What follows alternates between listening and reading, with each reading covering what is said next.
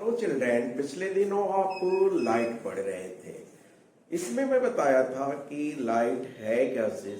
सबसे आसान ढंग से बताया कि लाइट एक ऊर्जा है जो विकिरित होकर के अंतरिक्ष से आप तक पहुंचती है। एकमात्र स्रोत जो है वो है सूर्य, जिसके द्वारा हम प्रकाश को प्राप्त करते हैं। तो लाइट एक विकिरित ऊर्जा भी कह सकते हैं या प्रकाश एक ऊर्जा है इस जो हमको देखने में मदद करती है।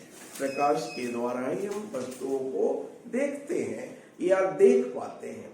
यदि प्रकाश न हो तो हम वस्तुओं को नहीं देख पाते हैं। बिजली न हो, कमरे में अंधेरा हो, उस दशा में आपको वस्तुओं को देखना मुश्किल हो जाता है। कोई भी वस्तु दृष्टिगोचर नहीं होती है। इसके लिए आप किसी प्रकाश स्रोत का उपयोग करते हैं। जब आप प्रकाश स्रोत का उपयोग करते हैं तो यह ध्यान देना होता है, आपको देना पड़ेगा कि आखिर वस्तु दिखाई दी कब। क्या हम अपने नेत्र पर प्रकाश डालें या वस्तु पर प्रकाश डालें? तो आप यही पाएंगे कि जब वस्तु पर प्रकाश पड़ा तो हमें वस्तु दृष्टिगोचर होती है या वस्तु दिखाई देती है, न कि नेत्र पर। तो अब दूसरा सवाल हुआ कि मैं ब्लैक बोर्ड के सामने खड़ा हूं, ब्लैक बोर्ड पर क्या लिखा है मैं तो जानता हूं क्योंकि मैं ही लिखा हूं, लेकिन दिखाई नहीं दे रहा है जबकि प्रकाश ब्लैक बोर्ड पर पड़ रहा है। तो एकमात्र हम यही कर सकते हैं कि उस वस्तु से यानी ऑब्जेक्ट से जो प्रकाश का परावर्तन है, रिफ्लेक्शन है, हमारी निगाहों पर नहीं आ रहा है। यानी दूसरी बात हुई कि एक तो प्रकाश वस्तु पर पड़ना चाहिए और दूसरी बात मिली कि उस वस्तु से प्रकाश का परावर्तन हमारी नेत्र के रेटिना पर होना चाहिए। यदि नेत्र के रेटिना पर परावर्तन नहीं हो रहा है तो वस्तु दृष्टिगोचर नहीं होगी। ऐसी दशा में यही आवश्यक हुआ दो बिंदुएं कि एक तो प्रकाश वस्तु पर पड़ना चाहिए और दूसरा परावर्तन नेत्र के रेटिना तक होना चाहिए। अब ब्लैक बोर्ड पर प्रकाश पड़ा लेकिन हमको नहीं दिखाई दिया, यही कारण था कि इसका परावर्तन हमारे रेटिना तक नहीं आ रहा है।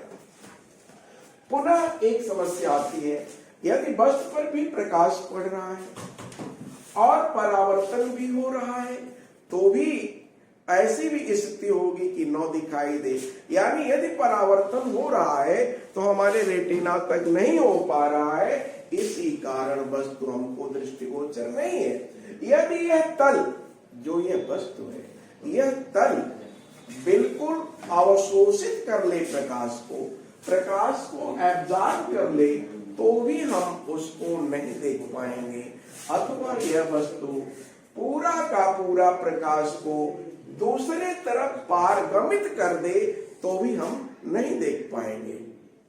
तो वस्तु के लिए देखने का यही शर्त हुआ कि वस्तु पर प्रकाश पड़े और वस्तु से प्रकाश का परावर्तन हमारे नेत्र तक आए।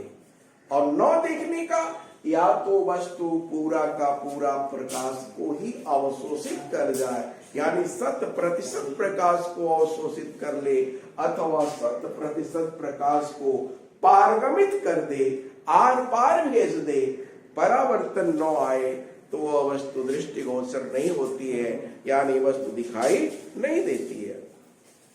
अब इसके बाद आप पढ़ेंगे प्रकाश का परावर्तन, और उससे भी पहले आप जानिए दीप्त वस्तु और प्रोदीप्त वस्तु या अदीप्त वस्तु। दीप्त, प्रोदीप्त या अदीप्त वस्तुएं क्या होती हैं? तो दीप्त वस्तुएं वे सारी वस्तुएं हैं जिसमें अपना स्वयं का प्रकाश होता है। जो स्वयं का प्रकाश वस्तुएं रखती हैं वही दीप्त अथवा प्रोदीप्त कहलाती हैं। जैसे सूर्य है, तारे हैं, सूर्य भी एक तारा है, यानी कह सकते हैं सभी तारे। जलता हुआ जो विद्युत बल्ब है, जलता हुआ लैंप है, जलता हुआ ट्यूब लाइट है, या प्राकृतिक चीजों में आप देखे होंगे जुगनू, जो स्वयं का प्रकाश उत्पन्न करता है। यानी कह सकते हैं कि ऐसी वस्तुएं जिनमें स्वयं का प्रकाश होता है उनको हम प्रोदीप्त या दीप्त कहते हैं, और जिसमें स्वयं का प्रकाश नहीं होता है उसे अदीप्त कहा जाता है, जो दूसरे के प्रकाश से प्रकाशित होती हैं। यानी ऐसी वस्तुएं जो दूसरे के प्रकाश से प्रकाशित होती हैं, स्वयं उनमें अपना प्रकाश नहीं होता है, उन्हें अदीप्त वस्तुएं कहा जाता है।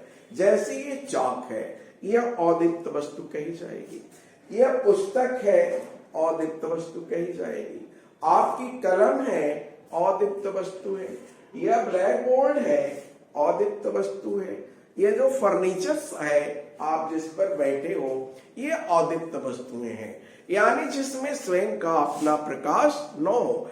आपको रात में चंद्रमा दिखलाई देता है, प्रकाशमान होता है, लेकिन चंद्रमा भी अदीप्त वस्तु होता है, क्योंकि उसके पास स्वयं का प्रकाश नहीं है। सूर्य के प्रकाश से प्रकाशित होता है और उसका परावर्तन आप तक आता है, तो चंद्रमा भी अदीप्त वस्तु कहा जाएगा। तो आप जाने दीप्त यानी जिसमें स्वयं का प्रकाश हो, अदीप्त जिसमें स्वयं का प्रकाश न हो। अब इसके बाद है प्रकाश का परावर्तन, रिफ्लेक्शन ऑफ लाइट। ये देखिए, इसको हम रिफ्लेक्शन ऑफ लाइट कहेंगे, यानी प्रकाश का परावर्तन। इससे पहले आप केवल रिफ्लेक्शन जानिए, परावर्तन क्या है, फिर आप प्रकाश का परावर्तन जान जाएंगे कि प्रकाश का परावर्तन क्या होता है। तो परावर्तन वापस आने की घटना परावर्तन होता है। जैसे आप विद्यालय आते हैं, घर से विद्यालय आए, फिर विद्यालय से घर गए, यानी विद्यालय से आपका परावर्तन हुआ।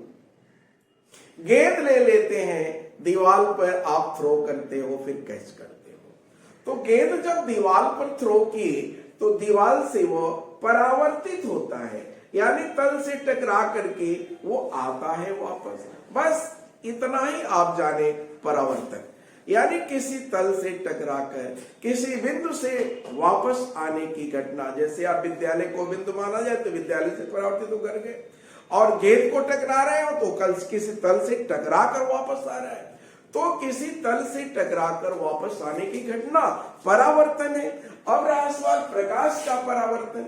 यदि परावर्तन आप जान गए तो प्रकाश का परावर्तन बड़े इजी ढंग से आप समझ जाएंगे कि प्रकाश किरणों को किसी तल से टकराकर वापस आने की घटना, प्रकाश किरणों को किसी तल से टकराकर वापस आने की घटना प्रकाश का परावर्तन कहलाता है।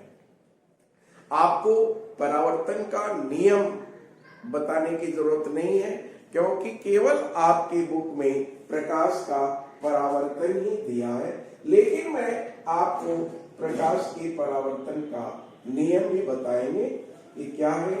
फिर आप पढ़ेंगे प्रकाश सीधी रेखा में चलता है।